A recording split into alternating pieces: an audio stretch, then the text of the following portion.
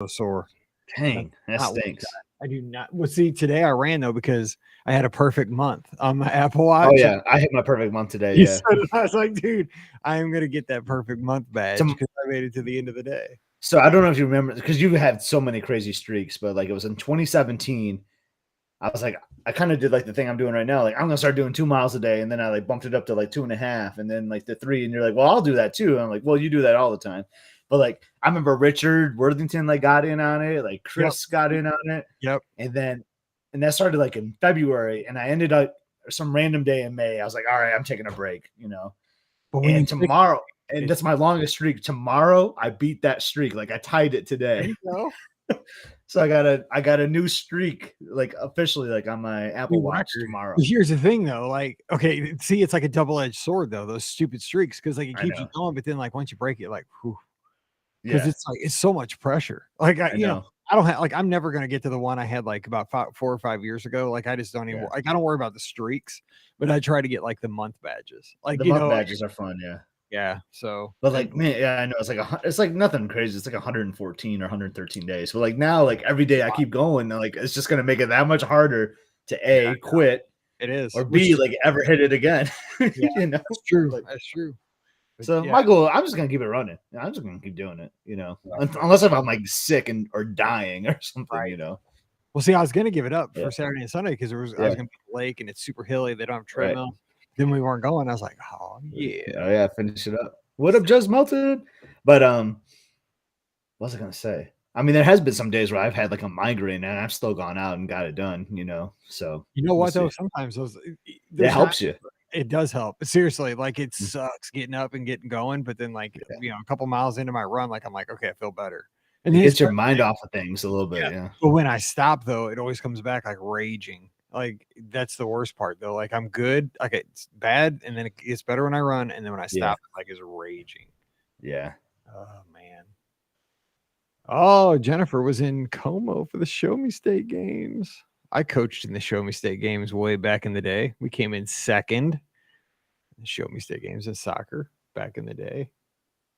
That was a long time ago, man. Paige was like 10. God, I'm old. Nope, Phil's on his boat. He's live from a boat.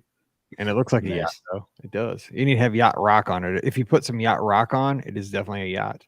You know, 2 Sundays from now, I'm not here. You know, where are you 2 Sundays? Oh, you're in Florida. Yeah. 2 Sundays from now. I hope. So like Wade like set up this like big old Liberty Tree Tavern meal, which sounds great. Like I love LTT. But like I'm pretty sure Christopher Cross is at Epcot that night, you know, and you know me and my yacht rock. No, you got to go to Christopher Cross. Liberty Tree Tavern.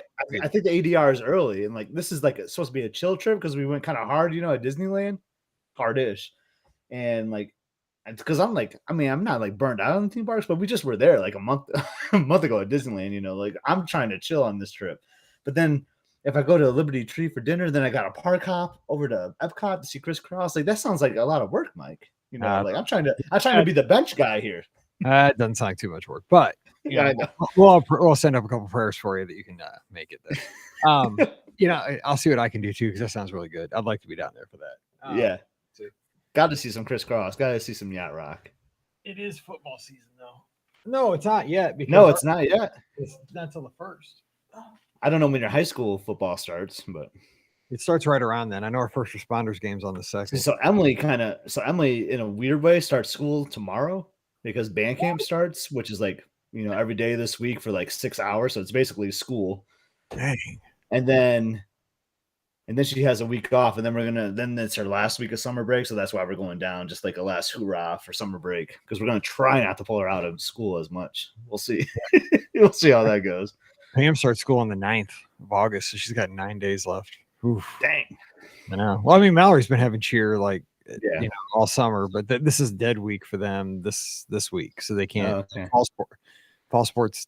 Oh, it's fall sports dead week, I think. But yeah, and then they go back, so then it'll be peaceful around here again. Let me be more. It's Riley and I. You know, it's not fun. Like, I'd rather have them home. It's a lot more fun, but yeah, whatever. Yep. My kids officially start this Thursday. Dang. Now, this is so early. That makes no sense. Many times I wish I was still a teacher, and this time of year, like, because I hated it because I was always so nervous. Like, oh my gosh, school's over. School's getting ready to start. Or summer's over. Summer's over. Lonnie's daughter's moving back into her dorm tomorrow. Like, what is happening? Dang, I know. What's up? Lonnie's like, woohoo. Or yeah, you're kind of sad for like 5 minutes. And then you're like, it's going to be, you got to pay the tuition. I don't know if I ever told it to Bonnie, but like his grandchild is so stinking cute. Like I love seeing photos. For real. Dude, there should be a warning on Instagram. I know. Totally. A few more weeks. Yeah. So if you go north, you guys are like halfway through your summer at this point. For most like New York, like you guys are starting. Dude, they were like Buckley was at Mackinac Island today. I saw another lizard was at Mackinac Island. Like I would have liked to gotten the invite. I would have gone up to Mackinac Island. We're gonna call a rule. If somebody visits your state, you need to be invited to for real. I'm throwing that out there in the pre-show here. If anyone visits Michigan, like hit me up because like no one ever comes through Michigan. Okay, this might it's a kind of a light news week. I don't know if Ricky even has any news on him. Let me just real quick check. I still can't order a Magic Man Plus. I'm so mad about it. I don't think I told you what my issue is. I saw there's like 20 different kinds you can order for. I can't. So it's something wrong with my profile. Like I don't have the option to order a Magic Man, even though I have like 3 trips booked and an annual pass. Like I can't book it. So I have a IT ticket open, and I haven't heard back. And like, good luck with that, bro. Yeah, I know. So I don't know what's up. Like I'm trying to spend money to buy these things, and I honestly cannot. I don't have the option. Frustrates me. That is frustrating. Okay, here we go. We gotta do this. It's there we go. We always have like everybody. We're just sitting here, just like hanging out with us, talking about our IT issues. Okay, here we go. Well, hey, everybody! Welcome to the BOGP Open Line for Sunday night, July 31st, 2022, the last Sunday night of the month. We're moving into August here in just a few hours, so thanks for joining us here live on Facebook and YouTube. Hope you're having a great wrap to your weekend and a great wrap to the month of July. Of course, this is Mike Rollman, host of the Be Our Guest podcast. So glad to have you here, tuned in live or checking the show out here on Thursday on the feed. If you missed us, where were you? We were waiting for you on Sunday night. We were hanging out there, drinking Coke Zeros, shooting the bull until you arrived, and then we just decided you're not coming. So we had to start the show, but we're going to be waiting for you next week. So don't be late. So joining me today, the guy I shoot the bull with all the time via text, phone calls, video chats, and especially this podcast almost all the time lately. Your friend of mine, Scotty G up in Michigan. What's up, Scott? Mike, happy to be here on the last day of the month. Today's the last day, Mike, that you can say earlier this month when we were at Disneyland. Oh, stop. I know that stinks. I got my shirt on. I always have to have some kind of Disney. I got my stolen pin from the hotel room right here close. Nice. I do. For those that aren't watching, Mike is wearing an awesome Disneyland hotel shirt. I have the same one. Emily has one as well. It's like, because like my thought is I love the D, like the Disney D is like one of my favorite like letters in the alphabet. And I love those flags. So like the Disneyland flag. So that shirt just we saw it and we had to get it. Basically, we were in the gift shop together and we just walked right to the corner and we bought them like that right on the spot because that's what you have to do. You see something you like, you buy it. Yes, I'll give you the bell on that because the thing is, we're living in 2022, people. So we're coming in hot with tips right now on the Thursday show on the feed. If you're listening live, write this down. Tell your kids, tell your grandkids, tell your significant other when you see something in the parks. Get it that time. Don't say I'm going to get it when I leave the park even that day, or say, because back in the day we were conditioned, and I guarantee you we said this probably back in like 2010, 2008 when we started the show. Here's a good strategy, and this is no longer the case. We'd say, if you see it at the Magic Kingdom on the first day of your trip and you're going to be there for a week, just kind of shop around because get it towards the end of your trip, or just wait till you go to World of Disney. World of Disney has everything, and you can just pick it up there in your Disney Springs or your downtown Disney day back. That's how old we are. But that is not the case, Scott. We've been burned on that so many times over the last probably 18 months. I got burned on at Disneyland. My poor daughter, like, not that she didn't get enough souvenirs on this trip. One less shirt doesn't hurt anyone. But it was her favorite shirt of the trip. It was this Disneyland shirt. It had like all the opening day attractions on the back. It might have been specific to California Adventure, actually. And she kept saying like, "Oh, I'll get it next time. Oh, I'll get it next time." Elizabeth kept saying, "Oh, we'll get it next time." Next time came. It was gone, Mike. It was a sad moment, and you got to see witness to it. Like It looked like she was gonna be in tears. Like she didn't even want the ice cream that night. She was so upset. I know, dude. I was like, hey, I'll eat your ice cream if you're gonna be sad about Exactly. it. With I mean, you were the beneficiary of that. Yeah. Yeah, totally. I mean, it's Gibson Girl, right? On Main Street at Disneyland. We're not going to have that. That's wrong. But yeah, no, I get it. And the thing is, too, what's weird about supply chain issues, especially at Disney. I mean, here's the weirdest thing. And I love talking about weird things that have happened to us on Disney vacations. And we've kind of turned the Sunday night shows into that over the past, at least this summer, which I kind of enjoy. Last week it was about bird encounters, and I have a follow-up to that in just a minute.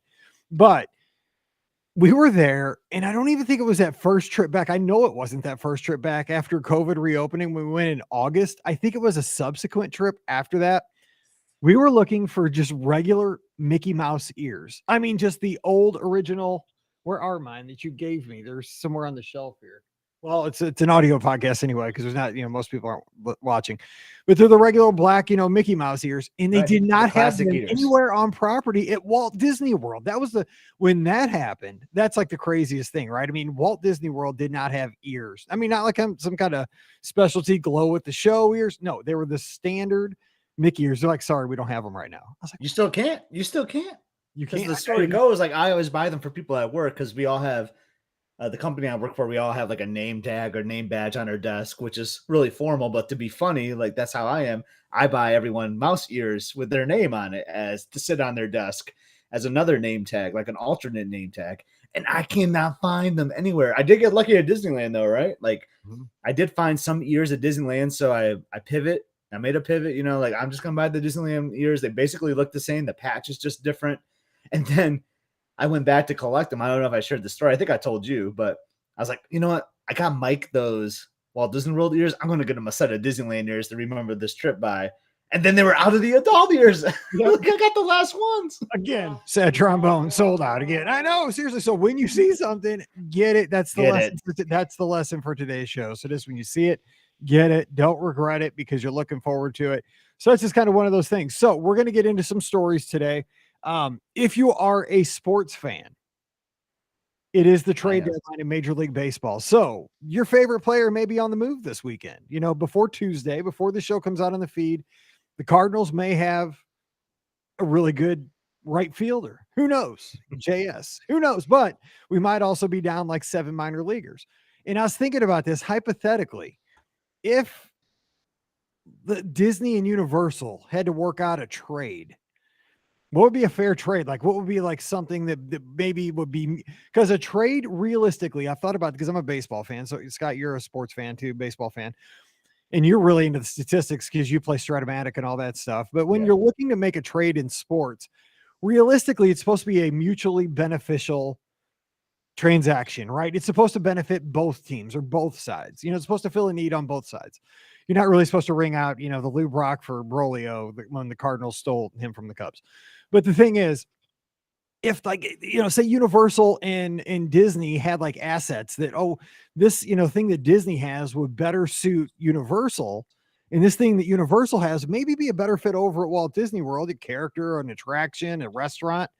What might that be? So I thought that'd be something we might talk about tonight, kind of a trade deadline kind of thing here. You got to bring it in and bring it to us, and we'll say yay or nay on that trade because the commissioner has the final say, and that'll be us. But what do you think, Scott? Anything? I mean, I kind of got a trade, but it would only benefit Walt Disney World. That's fine. And that's who we want to win.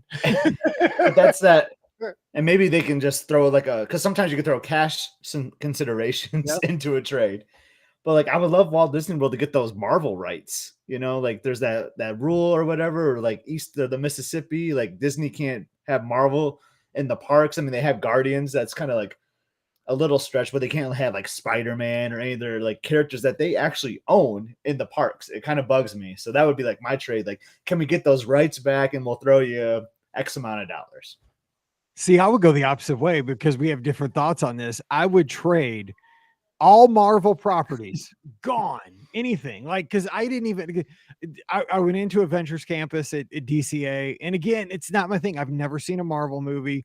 So it felt like Six Flags to me. And I know that that's the aesthetic they're going for, but like Six Flags to me is our Six Flags, at least, is very like DC Comics, Right. because like you walk in, it's like Batman, it's Gotham City, it's all like the steel and the dark and, the Dark Knight and all the black and the, stuff like vandalism and stuff. And that's kind of what the feel of. I did like Pim's Test Kitchen. The food was awesome, even though it was like, it was cute looking. But the thing is, like, I would trade all the Marvel things, and I would be like, in return, we get Cabana Bay, we get Royal Pacific, and the player to be named later will be Portofino Bay. So you throw those in, and maybe a Toothsomes, and you throw that in, like maybe that's like the bag of balls or the cash consideration. Yeah. So would we make that trade? Would that pass the gusto? They get all of our Marvel, but we get those 3 resorts and Toothsomes. So I'm all for the resorts, but what's that going to do the park capacity? Maybe we actually could can we throw in a theme park too while we're at it? I don't know. But yeah, I mean, that's a fun game. That's a fun game you got here, Mike. Would you make the trade? Would you make the trade Typhoon Lagoon and Blizzard Beach for Volcano Bay? I've never been to Volcano Bay, so I can't really answer that. But I love Typhoon though. Like I know Volcano Bay is supposed to be technically a theme park, not a water park. They consider that their third gate, and I hear so many awesome things about it. But I would keep Typhoon because I really like Typhoon Lagoon. Volcano Bay is pretty sweet though. I know it's probably not a popular pick I just made there, but it's fun to think about though. So I like bringing up these topics because hopefully you can talk about it with your kids, with your significant other. As you're riding down the car, like it's just something to think about if you're on a run. Say you're on a run, walking the dog, and you get home and you're like, okay, let's talk about something tonight at dinner. Like hypothetically, we got to make a trade, even if you're not a sports fan. So we're going to open up the phone lines, 407-413-9395, 407-413-9395. I also saw earlier today, right before we went on the air, that unfortunately Pat Carroll, the voice of Ursula, passed away this afternoon, 95 years old. So she lived a long and very successful life. But I was going to ask you this. Who do you think, what's the scariest animatronic to you at any of the parks? Is it that big Ursula that was in the Voyage of Little Mermaid over at the studios? That big one that pops. That thing is gigantic. That thing is scary. And I want to say, I believe Pat Carroll has been the only person to ever voice Ursula. I want to say I read that somewhere because like sometimes they'll do like sequels to these movies and they'll bring like a voice alike, But I want to say she is 100% always done Ursula. So that's I mean, it was going to happen at some point. She lived a long, great life. So that's still a bummer to hear. Can I get back to you on the scariest? Because you just kind of put me on the spot. I like that question for our callers today, though. What is the scariest animatronic? So just trying to throw some stuff out there so we can have some conversations over the next hour. So the phone lines are open now, I believe. If I have it set up right, 407-413-9395. So we're waiting for the calls to come in. And don't wait till the back end of the show. That's what happens every week. Start calling now if you would. But we have some trades proposed in the chat. Now, of course, Jason's our good Cubs fan. Sorry. Yeah, Wilson Contreras, he's gone. Okay, so we can just move on past that. I can't believe he's actually starting tonight against the Giants. That's just David. Who's the manager? David. He gave the double birds earlier this week. I don't know. Oh my gosh, David Ross. Oh, okay, yes. Just look up the meme. So anyway, by the fact that he's playing Contreras tonight on Sunday Night Baseball, he's just playing chicken with the whole like franchise's future. I don't know. Basically. Totally. Why would you play it? Anyway, Stephen Reed says, would you trade Genie Plus for Express Pass? You've used both. Yeah, I would. Would you make that? I would make that trade probably.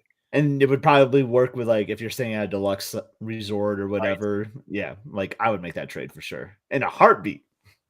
But let's think about it though. So what would the people would you make it so people in values and moderates like couldn't buy Genie Plus? It would only be like if you're in a deluxe, you get Express Pass, and everybody else just sorry. I think that's how it works because you can't buy Express Pass, can you? No, you can buy Express Pass. Oh, you can. Yes, okay. But it is expensive. Then throw that as an option. You can still buy Express, but then is it going to get watered down? Because the problem is, I think there's so many more guests visiting the Walt Disney World parks versus Universal, where like if you made that available, I think it's going to kind of be like Genie Plus is going to get watered down. Everyone's going to use it. And then the standby lines are either always going to be 2 hours for something because there's so many people in the express line. So, maybe I need to weigh my options on this, Mike. I don't know if I do like that, considering that. I don't know, because the thing was, like, I think we both agree that at Disneyland we had very, very positive things to say Right. about Genie Plus. Like, I liked it a lot. I thought, I mean, that was and people are going to be shocked that I'm saying this. Like, that $20 we spent a day was probably the best $20 a day that I spent at Disneyland each day of the trip, because we got our PhotoPass pictures and Genie Plus, and we used the crud out of that thing. Yeah. And I tell you, like, it was easier there too, because it was, we always talk about, like, paying for your trip in advance, or like putting all these things into a package. I just looked at it as like one giant package, not Yes. like every day of my trip I had to log in and hit I accept, or yeah, I want to purchase this. Then you think about it more, where we just already had it paid with our tickets, like, all right, yep, no brainer. And then I think that might have been part of the reason why we liked it more, That's because we true. didn't even think about the cost That's at that point. 100% true for me, because that's why you select the dining plan too. All right, we have a first call of the night from the 603 area code. Hey, who's joining us? Hey guys, this is on the screen. It's called Swansea Searcher on YouTube, but my name is Brandon from New Hampshire. Hey, Brandon, or Swansea Searcher. Thanks for calling in. We appreciate it. How's it going tonight? Not too bad. I just wanted to let you guys know that even coming from New Hampshire, my wife and I come down a couple of times a year, usually in May and December, and we've had nothing but great success with the Genie Plus app. I know there's a lot of complaints, people not using it, but if you familiarize yourself with it beforehand, we've done all the major rides without an issue throughout the day, without standing in a single standby ride. So That's fantastic. that's good. And you know what? You're not the only one saying that. I think sometimes, and I don't think sometimes, I think that social media Social media, tends yes. to lend itself to the negative. You know what I'm saying? Like, it tends to percolate to the top, and it's more, it's kind of like social media just tends back a rage engine, right? And like, people see a bad thing and they go, oh yeah, I'm going to jump in on this. We don't necessarily see the positive. So, but let me ask you this, because you've had success for it. So what would you say was the key to making the system work for you guys? Was it kind of also getting there early and supplementing with Genie Plus, or did you have any other tips? Well, I mean, the biggest thing is being that we're out of state, we come from New Hampshire. It was nice to be able to do it for our entire trip ahead of time. Now we have to do it in the mornings, day of trip. But that 7 o'clock thing, I mean, you're in Disney. Nobody wants to get out of bed that early in the morning. But I always made my first one, right off of the bat in the morning.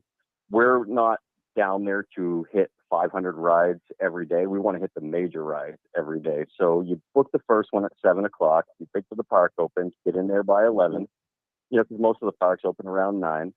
You start booking them, and make sure you book them as soon as you get onto that queue. As soon as you check into that ride, you can book your next one. I mean, we're Haunted Mansion, we're Space Mountain, we're, Big Thunder, we're, every Remy's Ratatouille. Yeah, we add the lightning lanes because it's only my wife and I that go down. So the extra $15 per person, whatever. To not pay for Rise of the Resistance would be a crime for us. You know what I mean? So it's Yep. $30 for us to ride Rise of the Resistance. For a family of 5, yeah, I can understand the expense difference and the amount of effort it takes, but you don't have to be on your phone all day either, by any means. That's a good point. Scott, I mean, Scott can attest to this. Like, we did the exact same thing where at Disneyland, as soon as we touched into an attraction, like I really remember one day we touched into Indiana Jones at Disneyland, and then we just turned to Elizabeth, Scott's wife, because she kind of just took over the role. She was our captain. She was like our Genie Plus captain. Okay, so what do we have available to us right now? Because even though we didn't have to wait in a line for Indiana Jones, we were still 10 minutes from getting on the ride because that queue's so long. We had to walk so far. So we had the discussion while we walked up to board the vehicle. And it was like, you're just not wasting any time. Basically, you're standing in 2 lines at once. Exactly. And I think that's the way to optimize it. Even if it only saves you 10 to 15 minutes on the next ride, because you can rebook the next one as soon as you use it, even if it's Buzz Lightyear's. Mm-hmm. Right. And that's, I think that's the beauty of it too. I mean, it's kind of 2-pronged. Like you said, it's the headliners that you're looking for initially. But then what we did was, for a while there, we just kind of looked and saw, okay, what's open next? Like, what can we ride in the next 10 minutes? And so we just went, what's nearby, and so we'd do, like Mr. Toad, or, I don't think I have one, but we did. No, we would do it Tomorrowland. We did a lot of Buzz, right? And then Autopia.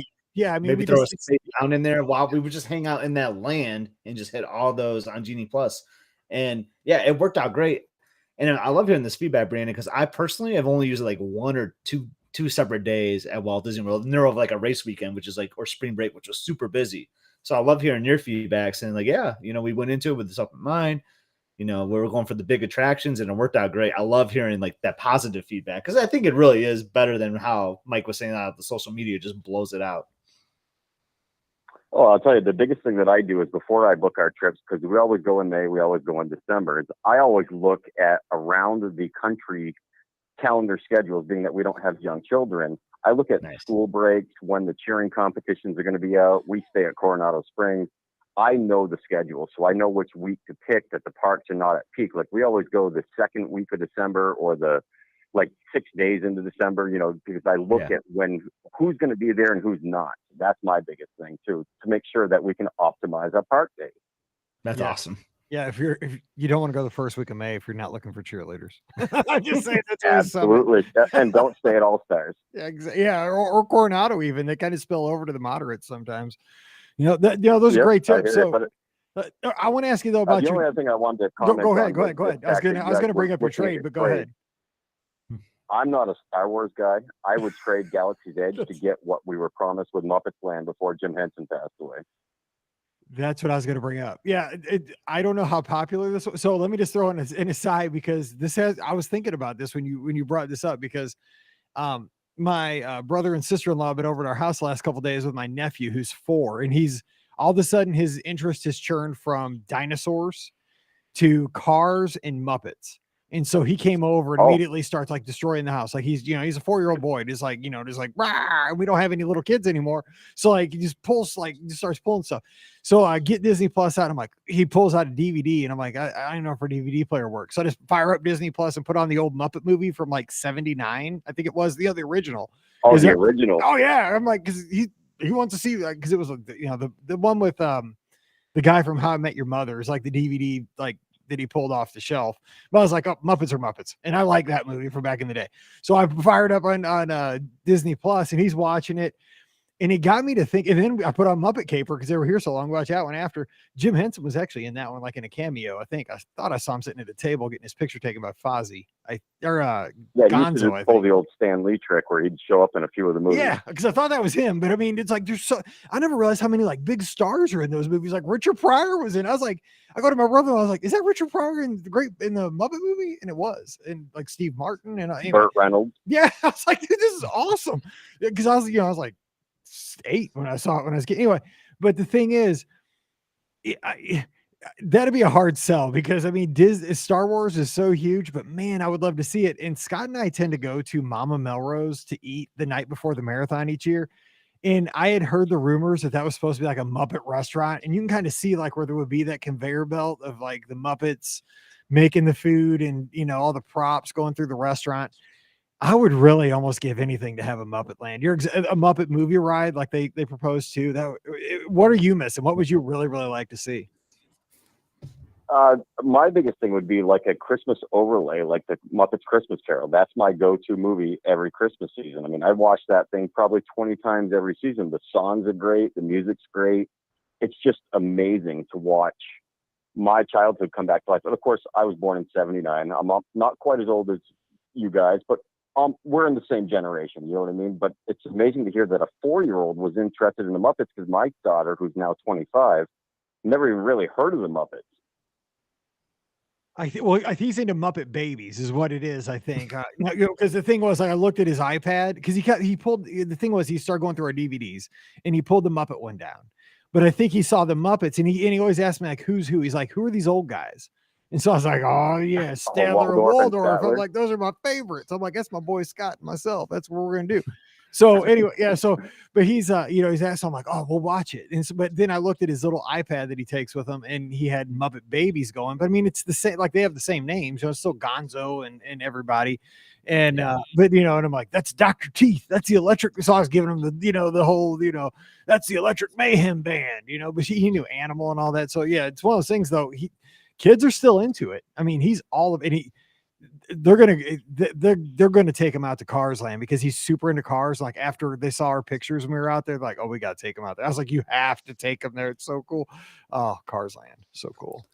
So I would just say I love this idea. Yeah, because you've heard me mention this before, Mike. Like, I don't think we need to have 2 Galaxy Edges. I really in the U.S. Well, because we didn't even go to Galaxy's Edge in 7 days. So maybe just leave the one in Disneyland and convert the one we have in Florida to a Muppets Land or something like, because I don't think you need to have both. Yeah, But I agree. Probably not a popular opinion because it's not my favorite land. It's not, but I know people love it. But I'm actually kind of disappointed in Galaxy's Edge. I hope I don't get some hate email or on Twitter, but like it's not my favorite. I will just say that it's cool, but like I would like to have different things on each coast, you know. So like I would love to see one in Disneyland or vice versa, and have a Muppets in replacement. I'm all for that. I would go for that. To be honest with you, the only draw for me in Galaxy's Edge is Rise of the Resistance. I mean, Millennium Falcon, you can have a good ride, you can have a bad ride, depending on who's the pilot. I still love Star Tours. It's great that it's outside of Galaxy's Edge, but other than that, I mean, if I was a diehard Star Wars nerd, yeah, making the lightsaber, making the droid, stuff like that might be interesting, but I'd so much rather be immersed in a Muppets environment that I grew up with, you know, pigs in space, you know, stuff like that. That's true. And but the thing, I mean, Disney's really tried to make the Muppets happen, right? I mean, they brought back that show. It was just a couple years ago, like the Muppets, kind of like an Office spoof, and you know, they had that Jason Segel, I think was his name. That's the DVD pulled off the shelf. And I think that was super successful. And I'm glad that they do try to bring them back around. But the thing is, here's what kind of gets me, kind of with, again, just culture in general. Like if something isn't as big as like a Star Wars franchise, like it's deemed not a success. And not everything has to be like a top 5 franchise. Like it's okay for something to just get a decent following. You know what I'm saying? Like in sports, your team is not going to win the World Series every single season. That doesn't mean you're not going to have a good season. You know, for example, our Cardinals, we signed Albert Pujols this year, and you know, we've got these old guys coming back. And I told Mallory, I was like, we're probably not going to win the World Series this year, but at least we're going to have a fun season and we're going to enjoy it. Like we're going to have a good summer. It's going to be fun. We're going to make some memories. We're probably not going to win the World Series, and that's fine. You know, like I just think like Disney, they have to go for broke all the time, and they just can't have like a, you know, it's pretty good. You know, pretty good is pretty good, and it's fine. In my case, I don't know. How do you feel about that? I mean, great moments in Muppets history was amazing in Liberty Square. I mean, come on. Yes, why would you get rid of that? Yeah, that was fantastic. And why didn't you theme the barbecue restaurant more toward the Muppets versus giving it like a virtual nod? Same thing with Pizza Rizzo's. I know they get a really bad rap. Yeah, it's Disney pizza. It's not fantastic. But the original idea was to have rats serving you your pizza. Yeah. That was off-putting. I thought that would be fantastic. Yeah. I mean, it'd be so great. It would be so awesome. It's not off-putting because you're at Walt Disney World. I mean, now if you're like in the real world and rats are serving you pizza, that's a problem. But you're at Walt. But yeah, Ratatouille is a famous ride and a famous movie. Exactly. You know? I mean, what on the Fantasy and the Dream? I mean, what's the name? The Remy restaurant? Remy. Yeah, Remy. Yeah. I mean, it's named after a rat. It's the most expensive restaurant on the ship.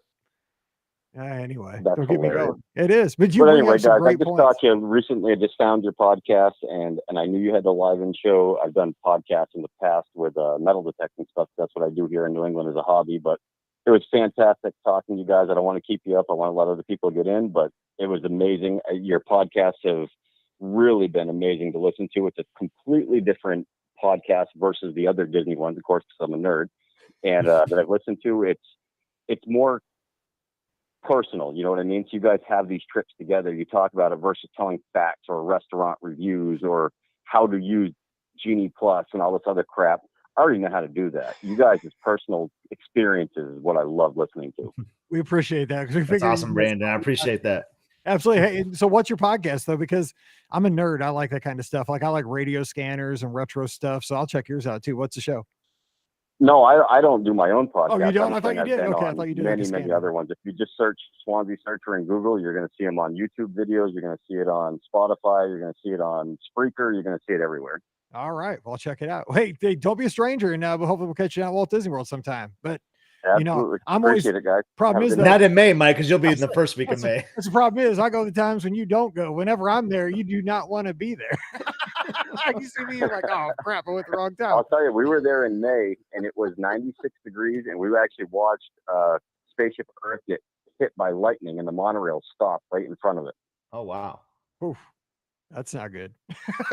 That's not good. Yeah, no, that was a scary situation. We went to the Skyliner. We tried to go back to Pop, which we stayed in May, and we walked to the front of the park, and that lightning strike, I mean, that was the most threatening lightning strike I've ever seen. And then the monorail stopped within like 15 feet of, everybody calls it the ball. I call it Spaceship Earth, but whatever. It stopped, and everybody ran for the bus line. Wow. Which is probably the worst thing to do. Me and Mike always talk about like craziest moments in Walt Disney World. We'll do like as a topic sometimes. Like, Brandon, you might win. Like, you're definitely in the top 5 with that answer. That's wild. Yeah, you're up there. Yeah, that was absolutely nuts. I mean, the cast members were literally telling people to go underneath Spaceship Earth because the lightning was coming down so quick in so many different directions. That's what I'm thinking. You don't want to run for the bus at that point. You probably want to cover, have a little cover at least for 3 minutes. Duck and cover drills like from the World War II era. Yes, the duck and cover. Yep. Aren't you supposed to put your stick your butt up or something, so if you get struck, you get hit there. That's what I've always heard. I don't know. Maybe it's just years if they got metal in them. Yeah, exactly. See if you're an idiot and see if you do that. I don't know. Who knows? That's what everybody told me. Hey, don't be a stranger though, and have a good week, and we'll talk to you soon. Absolutely, guys. Thank you. All right, take care. Bye-bye. I love it. First time caller. That was awesome. That's awesome. I love first time callers. Great points. He used to do what we always do when Emily was younger. We'd always try to find those times where like people are in school or whatever, avoid spring breaks. Like, man, I miss doing that. When we're empty nesters, that's totally what we're doing. Yeah. Not too long. We have some trades here. Let's see here in the live chat. Just so we can go over these. Again, the phone number is 407-413-9395. 407-413-9395. You want to give us a call? Steven says trade Chapek for anything Universal has. Good job. Epcot Trade. Dan has one. Guardians, Frozen, and Beauty and the Beast to the Magic Kingdom. Okay, we're doing it it's a within Walt Disney World trade here. Okay, so we're sending Guardians, Frozen, and Beauty and the Beast over to the Magic Kingdom in exchange for It's a Small World, Carousel of Progress, and Space Mountain. I like it except for Space Mountain. I don't think Space Mountain fits at Epcot. But either does Guardians then in that case. I don't know. Because I kind of like it. It's a small world. It's kind of like an international thing. Carousel of Progress kind of fits Future World, like the old Future World. Space Mountain kind of can too, in a way, I feel like. With I don't know, with space. Kinda, yeah. I like it. I could buy into that. Yeah, okay. Throw in a Casey's and we're good. No, okay, so we got to throw in like one minor thing from one way or the other. What would you throw in? Like, let me think. What would fit from like one of the parks to the other? Oh man, one park to another. I would like to. What about Regal Eagle to Liberty Square? Regal Eagle goes to the Magic Kingdom or Main Street. I would be down for that because I would like some more dining options at Magic Kingdom, to be honest. So I'm all for that. We need the balance of Epcot and Magic Kingdom's dining. So yeah, that'd be a win for sure. Okay, so if we sent Regal Eagle over to the Magic Kingdom, what at the Magic Kingdom do we have to send back to Epcot? So, dining wise, if there's then it could be like a snack place. Yeah, we could just send back Pinocchio's. We'll just send Pinocchio Village House. That's like giving a bag of like dirty batting practice balls. That's hilarious. Oh man, I like the trades. Yeah, I do like this. Jason, our good Cubs fan. Would you trade the Walt Disney World Marathon for the Disneyland Marathon? I would not, because there's something so special about Walt Disney World Marathon and going through 4 theme parks. And I don't know though. No, I would not trade it. But then I was going to say going through like the water parks, but really all you're doing is running through the parking lots. Just think about how miserable you are. Oh, dude, that was so miserable. For like 22 of those 26 miles is miserable.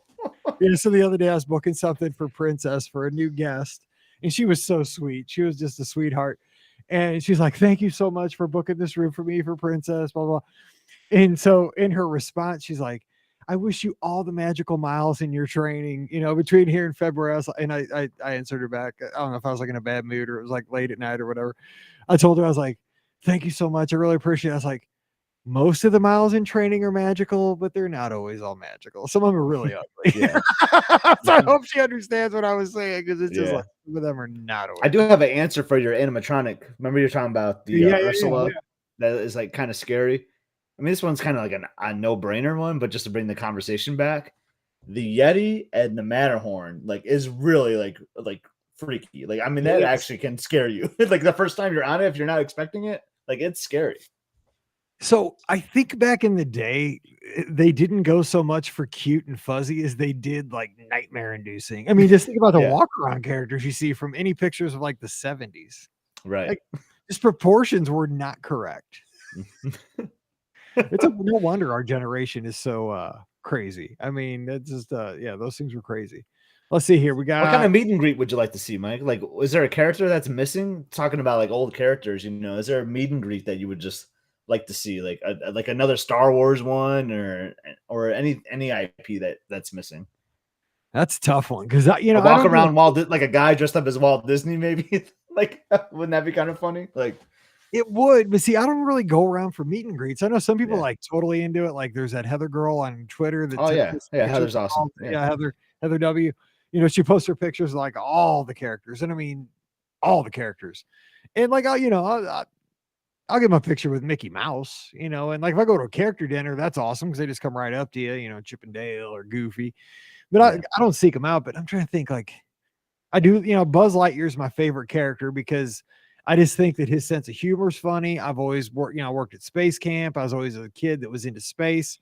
So I always try to get Buzz if he's around. But yeah, it's a good question. I have to think about that. Like, if there's somebody who's like underrepresented that you just don't Right. see, is there somebody you wish you saw that's never been? Just off the top, I was just thinking about it. Like, you talked about Mama Melrose earlier. Like, I would love to see. Well, actually, not even Mama Melrose. You could just do this at Tony's because Tony's exist. Like, I would love to see the guy, like the Tony, like sing the song like Bella Notte, like around the restaurant. Like, not necessarily like you can go and meet him, but he's just like entertainment in the restaurant, like the ukulele player at Ohana. Like, how cool would that be if he's just singing Bella Notte through the restaurant? I don't know. Just like little things like that would be kind of fun. Yeah, so if you want to get on this, get Different. 474139395. Now they're doing this on the Wish, right? They're taking the restaurants to the next level Yeah. where there's a frozen restaurant. So it's not just, I mean, if you think about the iterations of like these restaurants, so the Magic and the Wonder, if you've kind of followed the Disney Cruise Line, they came out with this idea for Animators Palette, one of the restaurants, where if you ever ate in the originals on the classic ships, like the walls kind of were like graded. You didn't notice it. They were black and white walls, but they had like little holes in them. They're perforated. And so throughout the dinner, the walls would slowly go from black and white to color because they had lights on the backside. You just didn't see them. And so these animated cells would come to color and they looked like color cells. It was a really cool effect. It still is if you sell these ships. Yeah. It's awesome. But then they took that to the next level on the fantasy. And I'll continue that with what's now happening on the Wish. And I think we could they take a lot of these ideas and move them to world from the ships. I think we've seen like how the hotel rooms are laid out nowadays. Lots of the Right. hotel rooms are getting cues from the ships, but we got our caller. So let's get our caller in here. Hey, he's joining us. Hey, Mike and Scotty G. It's Jody. What's going on, Jody? Hey, how's it going? You just got back. It's going great. Okay, so we're talking about the Muppets, and I don't want to turn this into a Muppet show. However, no pun intended there. Yeah, that's pretty good. But I have to tell you, Mike, you just took us on just booked that trip for us that we just got back from last week, and we were lucky enough to get the Sam the Eagle photo shoot, which was still going on in July at Liberty Square. We stalked that photographer for days. They weren't there until the last day.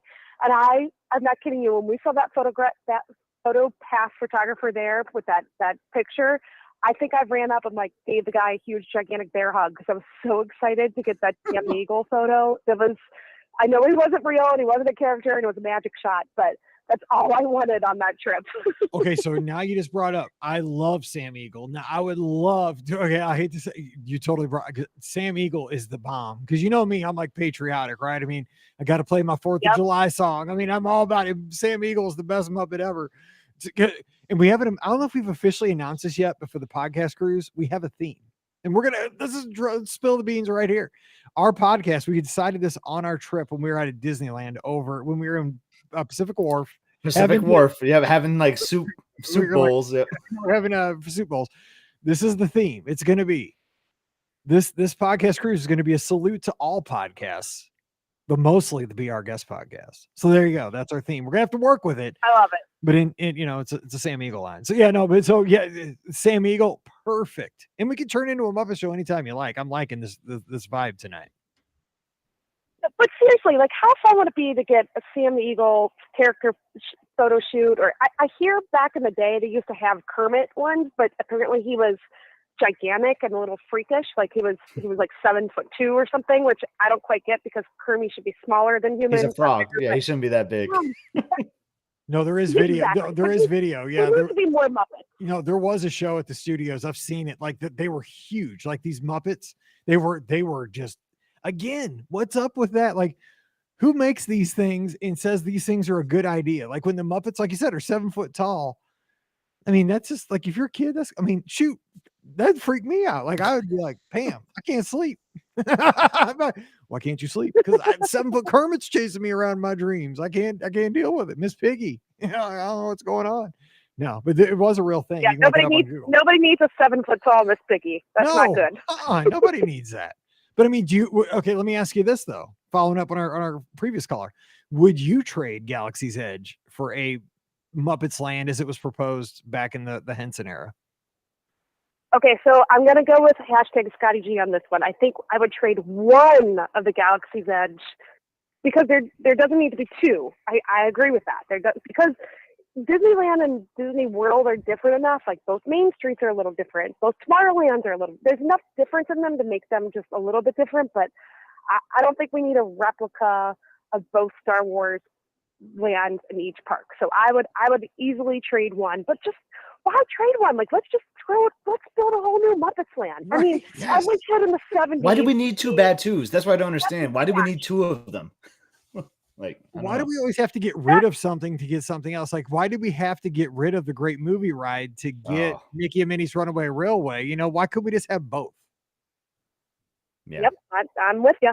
Mickey's Runaway Railway, not to get me on that tangent, should have been built in the the Animation Academy, like where the launch bay is or whatever. Yeah. That's where it belongs. I agree with that. Yes. So anyway, Jody, can I ask you a question? I just had to say that Sam the Eagle photo pass photographer was absolutely. I mean, what I'm telling you was I went past it multiple times every time we were in Magic Kingdom to see if the person was there, and it was quite exciting when we finally did find it. That's awesome. I love those magic shots. Those are great. Can I ask you something though, Jody? Because I know something that you did on your trip, and you're the only person I know that's done it since its return. So maybe give like a 2-minute review. But like, how is the Hoop-de-Doo? Because I know it just returned, and I know you went to Hoop-de-Doo, and no one's been talking about it that much. So how was it? Absolutely, by far the most hilarious evening of our lives. I'll just tell you guys a story. So you guys know Tim, he's a lizard, whatever. So we're sitting up close at the table, and she said, "Oh, this family from Ohio are gonna. I bet you guys are really good at tooting." And so she does this. Hey, she wanted us to complete not the sentence but the tune, right? So she goes toot toot toot toot toot, and Tim or myself and the kids, we both go toot toot because we're normal. Yeah. My husband goes toot toot toot toot, like he totally missed the whole thing. And she said, "Well, in all the years I've been doing this, I've never had anyone mess up a toot toot." But you said, and we were dying. Tim was bright red. We were dying laughing. It was one of the most hilarious moments of our entire trip. But that show is great. I can't tell you exactly the changes from the old one to the new one because it's been so many years I was at the old one, but we laughed so hard our cheeks hurt and our bellies hurt from laughing, and the food was good, but that's just such a great experience. I mean, and I was amazed that the entire upper deck was almost empty. I mean, there was hardly anyone there. Now we went to the 4 o'clock show, but because we wanted to get out of the heat, but it was phenomenal. I would go again in a heartbeat. Well worth the money. Well, too, that's what time normal people eat dinners at 4 o'clock. I mean, I'm you eat dinner, Mike. I'm so glad to see some and I'm so happy to hear that come back though. Like, dinner and a show. Like I know we lost the luau, but like it's good to see like Hoop-de-Doo coming back. I know Victoria and Albert's just came back as well. It's just nice to see these like classic restaurants coming back. And then you gave me your review via text, and I was just like, I was cracking up at all the stories you were telling me. Like I just loved it, and it sounds like you all had a great time, which is great. Yeah, we had a great time. I would say the only thing that I remember from last time they didn't have this time is before the show they had. Speaking of PhotoPass photographers, they have PhotoPass photographers out there doing some really cool photos with different props. They didn't have that this time. Again, it's new and there's staffing situations and stuff. I mean, we took plenty of our own photos, but it was and we did Space 220, Scotty, as you know, we did Citrico's, we did some really fantastic dining. We did 50s prime time. I got a peanut butter and jelly shake, Mike, but I would, for me, by far, Hoop-de-Doo, like it was just good. I've got a teenager and she loved it and laughed hysterically too. So, when you can make a teenager smile, that's near pretty impossible. magical. That's near impossible. The last time I got Emily to laugh so hard was actually when we went to Cosmic Rays and what is the guy? What is his name? Sunny Eclipse. Yeah, Sunny Eclipse. Like he was just telling those one-liners. I know it's an animatronic and whatever, but like she would not stop laughing. And I hope she has a similar experience I hope to do. And it sounds like she might. Like that. I wish I had video of Emily just watching Sunny Eclipse because like I've never seen a kid like laugh so hard, like a 14-year-old. It was so funny. I wish I had a video too. The people up front had a stuffed Remy doll, and the Remy doll was like looking up at the stage, and they were playing in on that. And I mean, it was well worth it. I would do that over any other dining experience because it was the show and the food was good, but the laughter that we had as a family, like those memories, we're not going to stop laughing about that and thinking about that for years to come because we were. And that's what it's all about. That's awesome. That's why you go. Yeah, that's why you go because and we're going with our family too. So like I'm excited about that. But like I feel like Hoop-de-Doo would be something fun to do like with a huge group, right? Like you bring like a bunch of families together and then it would just be a riot. So I think we're gonna do it with ours, but like I can't wait to like add on to that next time, like over like marathon weekend or something would be a blast. I feel like. Yeah. It's I highly recommend it. It was super fun. And That's by awesome. the way, too, real quick before you duck out of here, you actually got to see Pam Forrester in the flesh during this trip because I haven't seen Pam Forrester and it feels like 2 years. So she is still around. She does still exist, correct? She is. Yeah, we rope dropped Gideon's cookies. Yes, I just said that. We got up Sunday morning and we were one of the first like 10 people in Disney Springs. We were number like 5 in line for Gideon's cookies and for the peanut butter cold brew, which is, by the way, worth So it. good. And after we got the cookies and we had a virtual queue to get our annual pass magnet, whatever. So we were walking over there, pouring sweat. It's like 10:30 in the morning. We're dying.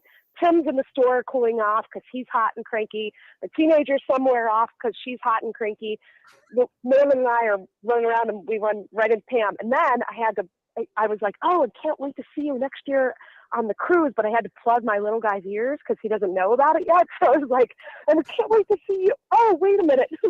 I can't say that out loud right now. So That's awesome. But yeah, we saw Pam and Steve and Hannah. It was fun. It was a hot morning at the Springs though. Man, was that hot. Man, let me tell you this. So I got to tell you about this podcast cruise because it is getting crazy. I booked just this weekend 4 more families with kids that are going to go on this cruise with us. We have more people sailing on this cruise we've had on any of the previous 5. And this cruise has more families than we've ever had by far. So that's going to be so much fun because we have a lot of teens. We have a lot of 5 to 10-year-olds. And the thing is, I don't know, the kids seem to really bond quickly. I mean, with the adults too. I mean, Scott and I met each other on the cruise. I mean, this is where we kind of became friends and, here we are. And the thing is, I think that it's such a relaxed thing where you're out having fun. You're going to the island, you're having a sea day, you're doing all these cool activities on the ship. But I'm so excited that we have this many families going with us because I just know that some of these kids are going to make friends with kids, people from other places around the country, and real friendships are going to get made. And it's just getting me more excited. But 4 more families just this weekend are joining us. And it's just, awesome. The more we have, the better it's going to be for everybody that's going on the cruise. Super excited. I'm so excited. We just did a spring break cruise, a Disney spring break cruise. And my daughter, who was 15, so she was a freshman, the kids that she met in the Vibe, their group text, she was at camp and they're not allowed to bring their phone to camp. So she missed, you ready? 1,352 text messages from her cruise group when she was gone at camp for the week. No, I get it. And they're from all over. They're from California and Canada. They're from all over. And they just had So even your teens have fun. Like and we never saw her. She was off doing her thing, and the 11-year-old would come back in and he'd be like, "Hey, I just made it to the championship of the whatever game that we're playing. Am I allowed to stay up later?" I'm like, "See ya, have fun. Yeah. Bye." Like, it's awesome, and I can hardly wait for next July. So I'm looking forward to it. Hey, it's August tomorrow. I can't believe it. Right. Hey, Jody, please tell me you got a slice of cake at Gideon's too, because that is where it's at Gideon's is the cake.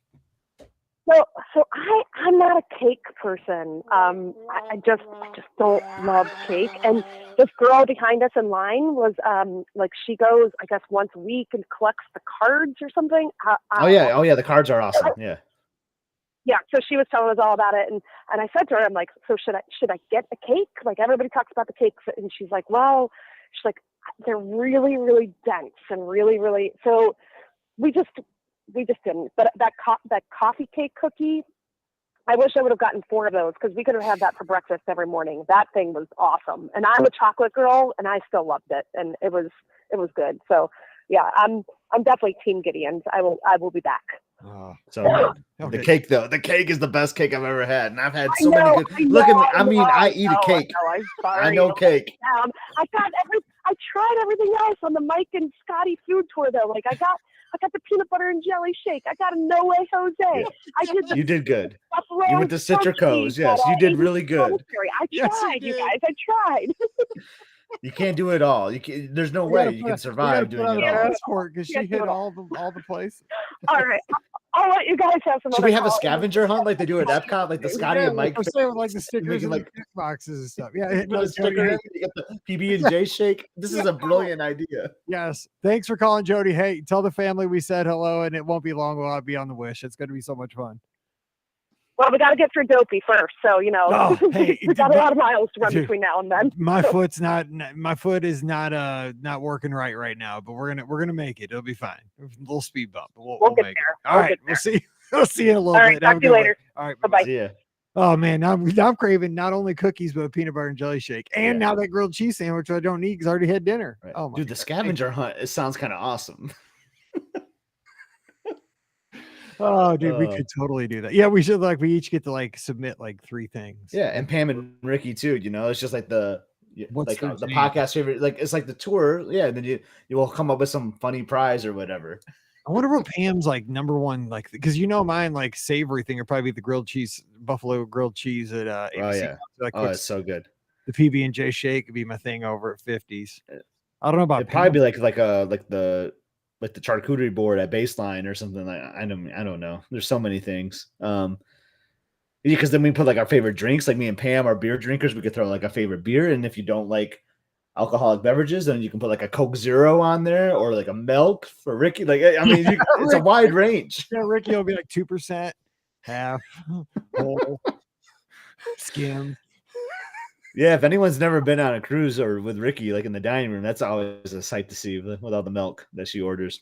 Yeah, it's funny because you're eating dinner and they're like the waiter's coming up. Would you like a beer? Would you like wine with your dinner? Would you like milk? Are you 8? We love Ricky. We love her to death. We do. And the one night, here's another Ricky story while she's not here tonight. The one night I think it was a 7-night cruise because we went long after dinner and the boat was rocking because we were going. This was a 7-night cruise because we were trying to get from one island to another island. It was a long distance, and that was the night where the ship had to go fast and the seas were really rough. And we were watching her dinner. Was this Apollo? I think it was Apollo. Maybe. Oh, yes, because we had a big group at Apollo. Yes. She drank 4 glasses of milk. I'm like, man, she's putting the milk away. I got in trouble that night at Apollo by your Pam because I was getting Paige some cocktails before because we went to mixology beforehand. Then I got Paige a couple more cocktails at Meridian, and then Pam did not look happy. Was that the night I dressed like a pirate at Apollo? We might have wore the skinny jeans. We had the white skinny jeans. Oh yeah, I'm telling you what, man. You come on a podcast cruise, it's fun because there was one night where I dressed like a pirate in Palo, and people were looking at me like, okay, but it was pirate night, so it's okay. You can be I was a fancy pirate, but I was a pirate with my wig and my eye patch and stuff. But anyway, Yeah, Ricky had like 4, like just kept drinking all this milk during dinner. And then, so then we go to like Match Your Mate or something after dinner to the game show down in the adult area, and the ship's rocking because you're in the back of the boat, and you're gonna see she is turning green. And it wasn't so much that the ship was rocking, it was fine, you're on a boat. But it was that she had like a half a gallon of milk with like, whatever she had for dinner and that. I was like, Ricky. So I don't feel too good. I'm like, you just drank like a half a cow. See, when that happens, it's because I've had so many stops at the ice cream, but. No, I forgot the bell for the charcuterie. He got me there. Yeah, Actually, I hit it, but I missed. Okay, so I don't know if we had any other trades up here, so I'll make sure that we hit those if we had them. Lonnie had a good one. How about Wakanda Land for Dino Land and Animal? Yeah. Oh, totally. Dino Land for anything. That's like your bag of balls. Wakanda would be just sweet to just have. Like that theming of that would just be what they've done with like Galaxy's Edge and like Cars Land and all that. Like I just think it would be so awesome. So are there more movies that are coming out in the future that are going to be set in that same? Yeah. Is like more that are going to be in that setting, so they could do Correct. that. So yeah. I think there's one coming out. To be honest, I know they just at the at Comic-Con they released like more of like the timeline for the next phase. And I'm not the best person to speak about it, but I definitely know that there's more coming out, which would be awesome. It would be a good way to promote it too. Have a new land. Yeah, they need it. Okay, real quick. We have about 5 minutes left here. Lisa had a question real quick. I want to get this out there. She says she started looking at Disney cruises. And she said, let's see, what determines your down payment for a Disney cruise? So it's 20% of the cruise fare is your down payment, your deposit. The deposit is fully refundable until that final payment date. So you don't have to worry about it, just like Walt Disney World. So until, and the thing is, it's a floating final payment date, depending on how long the cruise is. Typically, if it's 6 nights or less, it's going to be about 90 days prior to your sailing for your final payment date. 7 days or longer, it's going to be 120 days. But it depends if your concierge will change. There's certain restrictions for certain sailings, but just look at you can see that. But it's 20%, and it is time sensitive because the prices, it's dynamic pricing with cruises where as the ship fills and there's less capacity on any particular sailing, the prices go up. So it's totally supply and demand. So, if there's only 10% of the staterooms left on a particular sailing, that's a hot sailing because it's almost sold out. So the prices will be higher for that stateroom than it might be for a sailing. There's 50% capacity, 2 weeks later, because it's not as, say, the kids are back in school, it's Labor Day week or something like that, and people don't want to pull their kids out. So that's why you'll find like, this 5C stateroom is way cheaper, 2 weeks later than it is on this sailing. Why is that? It's all based on, the popularity of, they pretty much start out at the same rate. And it's just, the hotness and the coolness of how they book. So have you learned anything from booking cruises? You booked a lot of cruises, but anything like that for yeah, that's the tip, is just book it when you have a date in mind. You just book it, because as you were saying, Mike, as you get closer to that sailing date, the price is only going to increase. So just get on it as soon as possible. And then the nice thing is, like, I know 20% is a little higher than what you would do for like a Walt Disney World package, obviously, because that's just like $200 down. That hasn't changed, which is crazy to think that's never changed in my time being a Disney fan. I agree. Same. I know it's pricing like $400 or something nowadays. But the thing with cruises, a lot of times you book it so far in advance, so the 20% can be tough, initially, but then just chip a little bit to the side, like every month or whatever. Try to say all right, I'm sailing in 10 months. Here's the cost of the cruise. Divide that for the remaining payment. Divide that by 10, and try to save that much away every month. So when the due date comes, boom, you just have it in the bank all ready to go, because there's nothing like that email that Mike's going to send out for the podcast cruise asking for that final payment. You don't want to be surprised by it. You don't want to be taken aback. You want to be ready for that so that you can have fun with all of us in July. I always tell myself I'm going to do exactly what you say, and I never do. And I always got to pay that big Piper bill at the end, man. It hurts. Dude, I know, because I get myself, I'm like, dang, I should have done what Scott said, back in July. Yeah. And then I say it doesn't mean I'm doing it. I know, seriously, I know. Because what I end up doing usually is getting out the good old Disney gift card or not the Disney Visa, right? Chase card. You get 6 months free financing. Exactly. Yeah. That's exactly what I do. So I'm dividing by 10. I'm going to divide it by 6 now. That's exactly what I do. That's 100% what I do. That's why we're friends. Okay, last question from Jason Contreras. I still believe it's on the roster right now. No, he says, what is the latest arrival day you would recommend for the Walt Disney World Marathon? So I guess he's talking Sunday for the full. Is a Saturday arrival too late to get to the expo for pack and pick? I would say Friday. I mean, you're running 26 on Sunday. I would shoot there to get there on Friday. Go to the expo Saturday. Get a good, you can even get in kind of late Friday if you have to. Like come in late after work if you have to. Yeah. But get up on Saturday, have a lazy day, go over to the expo. You don't have to be at the expo right when it opens. Probably it's better to go to the expo in the afternoon. Won't be as busy.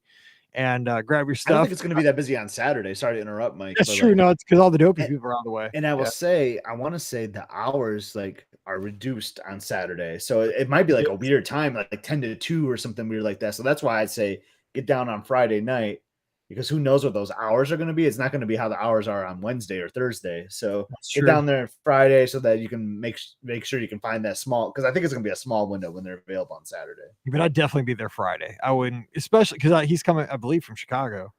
And I've seriously, I've seen so many horror stories of people like, I can't decide if I got to drive now because, my flight's going to be canceled, and you're trying to decide that, like where, it's a 15-hour drive and you're trying to decide like 20 hours prior to when you have to leave. It's like you are like you 0 hour. Like I got to make the call now.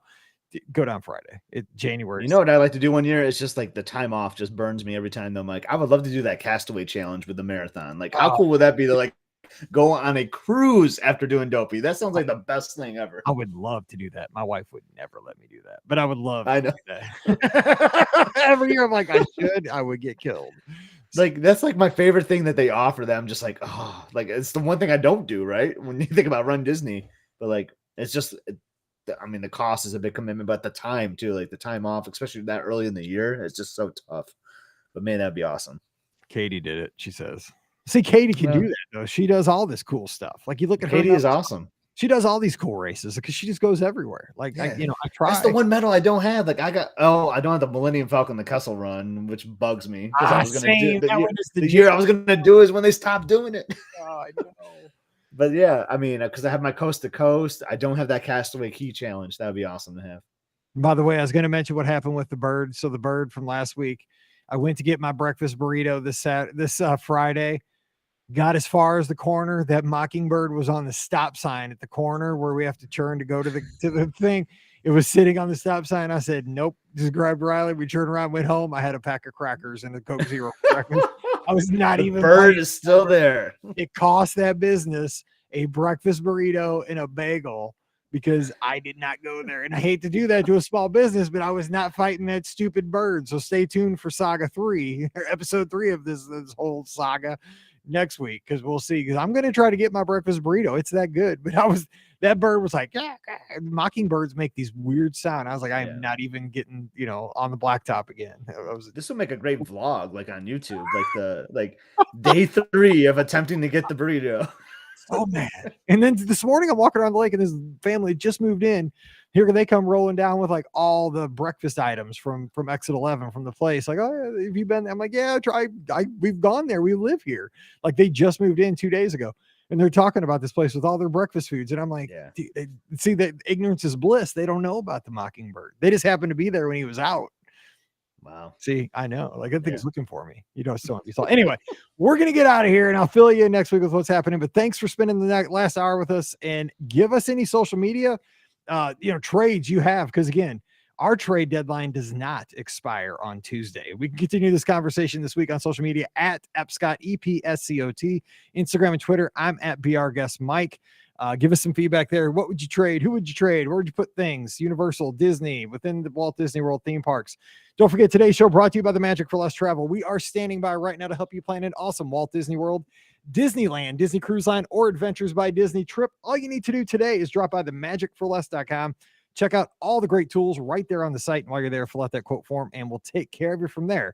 So check them out over at themagicforless.com. Please also use our Amazon affiliate link when you shop online. That one extra click really does help us out. It's beourguestpodcast.com/Amazon. And also a huge thank you to the patrons of the Be Our Guest Podcast. You make all this possible. We get to talk to folks all around the world, build this community. It's all because of you. And our patrons get that bonus show called Mike in the Midwest every week. So hop on over, check it out. Patreon.com/Be Our Guest Podcast. Okay, lots of shows coming your way this week: Monday, Wednesday, Thursday, Friday. And of course, next Sunday night, 7 o'clock Eastern, 6 o'clock Central, same time, same channel, same place. We'll see you there. So for Scott, I'm Mike, wishing you a great week. Stay safe, stay healthy, and we'll see you real soon. All right. Did you guys have dinner yet?